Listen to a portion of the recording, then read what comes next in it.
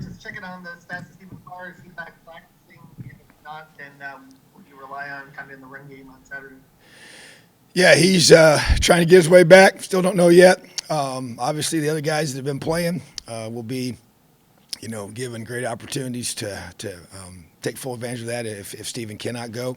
And then obviously, even some of the younger guys, David Holloman's been getting lots of reps this week, and Charlie Spigel as well getting more reps. Those guys have been in the mix more so here, just trying to see who we have to be able to, get in those opportunities and make plays for us. Justin and Tom.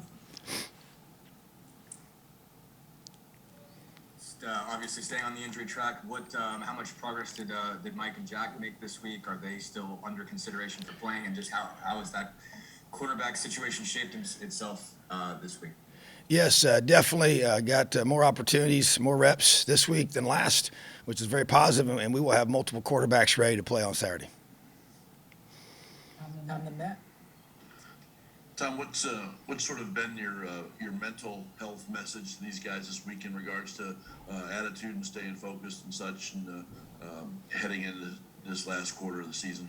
Yeah, just really been focusing on the concept of just persevering, just trying to use that word and the things that wrap around that, the grit piece, which is perseverance and passion towards a long-term goal, and just trying to relate it to life. Obviously, trying to relate it to what we're going through right now, and just focusing on winning each and every day, and that's really been a major focal point. As we meet with them, talk to them, share with them, show them videos, just present it in different ways, have different people talk, former player, talking to them through via video, and just being able to help encourage the guys and their mindset, and just we talk so much about when you think about it in a normal circumstance, you have to focus on the things that you can control.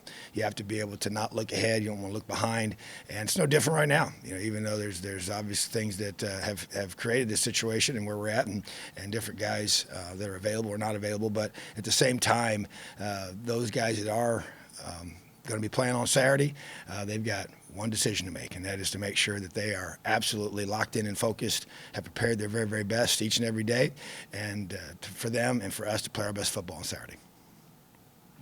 Matt and Jim. Hey, Coach, how you doing? I'm good, buddy. How are you? I'm okay. I have a question for you about recruiting. I know you want to base your recruiting in your program on recruiting high school guys, but you've shown that you'll go get older guys from the portal or even JUCO ranks. As you've gotten deep into this season, what positions stand out to you as ones where you think you need to go get older guys, either from the portal or from the JUCO ranks, to kind of shore up some, depth issues or weaknesses, for next year? Yeah, I just think there's no question that it's become a part of the new culture of college football and roster management techniques that you use as a staff to be able to manage that roster and have the proper sequencing of ages on your team. A certain number of freshmen, sophomores, juniors, seniors, accordingly, to have good balance to where you don't lose a large amount in one group. So I would say the focus in that area is going to be on the defensive line, potentially in the secondary at safety, wide receiver. And I think you're always trying to a mature offensive lineman can really be a beneficiary. That can play multiple positions is big. And I just think that the running back position to me is kind of an obvious one. But we're going to have those areas of need, and we'll address those and try to find the best, very, very best players to fill those, whether they're out of high school or through the transfer portal. Jim and Mike.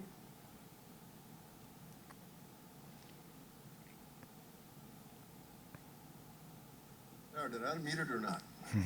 You're now online. Okay, good. Coach, if I've missed this along the way, I apologize. But Charlie, the walk-on, we've not seen him, and we've seen some other walk-ons. Is there a reason he hasn't played, especially with the 4-game rule? Hearing how with the need at running back and the talk that we've heard about him, why haven't we seen him or What's the go on him? Yeah, so he has gotten more reps this week than he has this whole season with our ones and twos. So I do believe there's a good chance to see him on Saturday. So bottom line is you got to prepare, and when your number is called and opportunity presents itself, then you have to step up. He has had some injuries along the way here that's kind of kept him out. Maybe some times where we thought we might be able to get him in, but has worked through those. And so I do think that he's continuing to progress. Extremely hard worker, very strong, very tough kid. So we just want to be able to see what he can do. All right, Mike and then Zach. Yeah, Coach, with that word perseverance, I wonder if you have an example or two from this week of guys that have kind of illustrated that or highlighted that, you know, with keeping the team on task, keeping focused on the game this weekend and kind of staying out of the big picture stuff. Yeah, I think that some specific things, you know, I feel like we've got some guys that have really stepped up and helped our leadership with our look teams. You know, a guy like Jordan Justovich is led by example, also by verbal encouragement of his teammates to really get our guys ready. And whatever role he's been given, it's been really pretty amazing on his part to be able to do that. I think also our older guys, I see guys like, you know, to me, Peyton Hendershot has really risen up and verbally taken charge and challenged the guys about how hard we're going to have to practice every single day, bringing energy. I feel like that's been big for him, and I think it's very, very important that he, on the offensive side of the football, brings that focus and energy and toughness and grit to practice, but just verbally challenging guys. Same with Micah McFadden on defense, and just making sure that our guys are practicing hard, are going to finish and play hard no matter what. And that's the hard part. It's the no matter what part, you know, when there's circumstances that you know and they're obviously there, and when the bowl game is not in the picture now, you know, those are tough things for their guys to be able to sometimes accept. But then you have to have those kind of leaders step up, and it's how they practice every single day. Because I can sit here and talk about it, I can show different things, talk about different things, but how do they embrace that? And I feel like on both sides of the football, our captains have stepped up and been strong with that. I think just even getting some of our guys back to practice that we talked about has been a huge lift for that area as well. And then just some of these younger guys stepping up. You know, you think about the two, you know, walk-on running backs that, you know, Chris and Davion, that have just already played a lot of snaps due to other circumstances. And just to be able to see guys like that have come here and earned an opportunity. Matter of fact, even this week, you know, Chase Wyatt, his one word is persevere. And he had a chance to share it with the team here, why he picked it. And he came here as a tryout walk-on, not even a preferred walk-on. And came in even probably the furthest route to get here. And now plays a critical role for us and does a great job leading and being a part of this team. And so there's just so many different guys that I think have lived that out, and it's being tested to the fullest without question by what we're going through right now. But hey, that's what life's about, is having grit, having toughness, and learn to persevere. All right, Zach, and then we'll close with Dustin. Tom, just to kind of follow up on Charlie Spigel, he's a local guy, obviously, for the Star. Maybe just more broadly, from last year to this year, I know there were times where maybe he got mentioned a little bit, kind of as a walk-on that had some flashes as a freshman, but how have you seen him grow, I guess, just as he spent more time in the program, obviously more time, strength and conditioning, off-season workouts, things like that, and maybe as he's been a guy that, whether it's on scout team or somewhere else, you can come to count on a little bit more. Just how have you seen him kind of progress?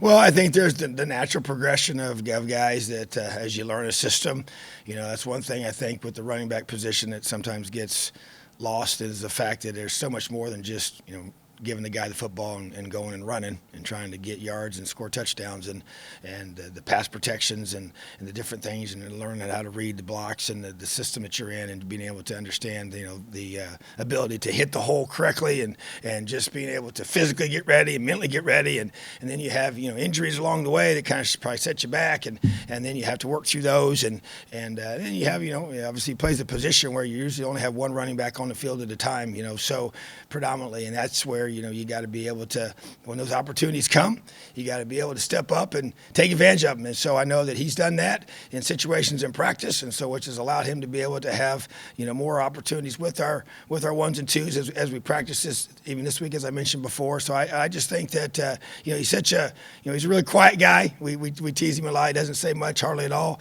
rarely speaks, but just works, you know, and is a really, really tough guy in the weight room in terms of the way he approaches it. His mental intensity is great in there. He's just a very, very no nonsense.